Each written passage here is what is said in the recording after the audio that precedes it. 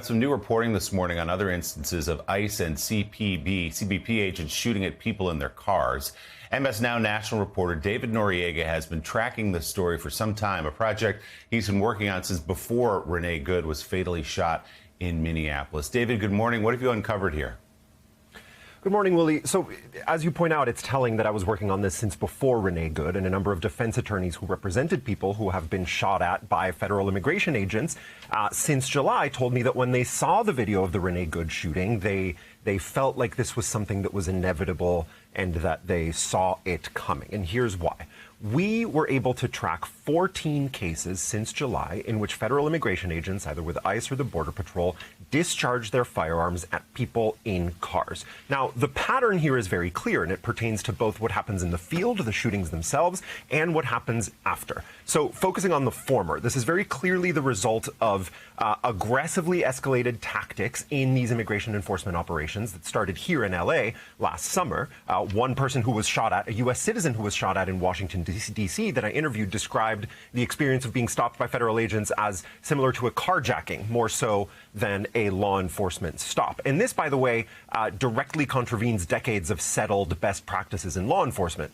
Multiple experts, including some former chiefs of major urban police departments, told me they're shocked by how much this is happening because it's generally understood in American policing that you do not shoot at cars, especially moving cars. Now, as far as what happens after these incidents, in every single one of these 14 cases that we tracked, DHS promptly made public statements accusing the civilians in question of weaponizing their vehicles, trying to hit or ram or strike federal agents. But in very few of those cases did those claims actually hold up under scrutiny. Assaulting a federal officer is a very serious offense. It merits criminal prosecution. But in only 4 of these 14 cases did criminal charges actually stick to the point where those cases are ongoing. In 4 others, they were either dropped by prosecutors or dismissed by the courts. In 3 other cases, people were put directly into deportation proceedings and are in ICE custody without criminal charges, even though DHS made these claims that they had committed these serious offenses. And I should say, in 2 cases, at least, including the case of Renee Good, there have been no criminal charges because the shootings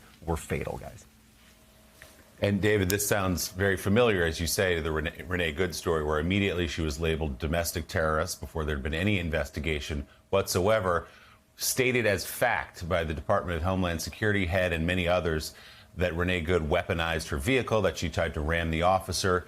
There's not an angle of that video that shows her, quote, ramming the officer, attempting to do so. In fact, it looks like she's turning away. So you make an important distinction, which we've been talking about for the last week or so, the difference, in it appears anyway, the rules of engagement for a police officer, let's say in Minneapolis or New York City or LA or anywhere else, and ICE. For example, you don't stand in front of a car, or in this case, the rule that you do not shoot into a vehicle.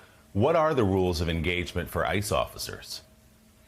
Well, ICE and Border Patrol officers theoretically are beholden to very similar use of force policies that DHS has both at the agency level and in each of those components. Those predate the Trump administration, but some former officials with DHS, both political appointees and career officials, have told me that it's not about the policies that are in place. It's about the fact that agents in the field seem to be ignoring them.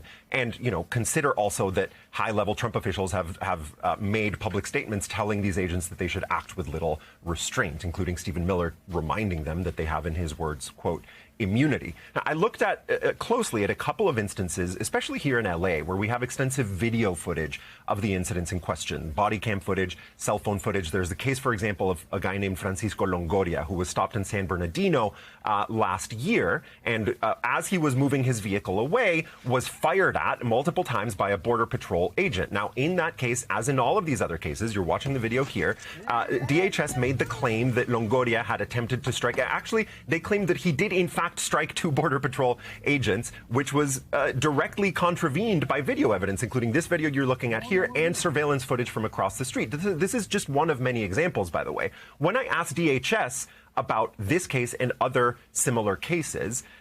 Well, first of all, they denied that there's a pattern here. They said that the pattern is not law enforcement using deadly force, but rather people attacking law enforcement with their cars. But when I asked them about these specific incidents, they just went back, found the original statements that they made accusing people of trying to hit federal officers with their cars, and once again gave me those same statements without addressing the fact that those claims were directly contravened by video evidence. In this case, the one you're looking at the video of right now, by the way, the Francisco Longoria case, this is another case in which prosecutors dropped the charges against Longoria in the face of an absence of evidence to support the claims that they were making against him in federal court, which of course has a different evidentiary standard than statements DHS can make in the press or in the court of public opinion. And as you say, these officers, ICE agents, feel like they have their backs covered by this administration, regardless of what they do, as put in full view by the case of Renee Good in Minneapolis. Fascinating reporting. MS Now national reporter David Noriega, thanks so much for bringing it to us. We appreciate it.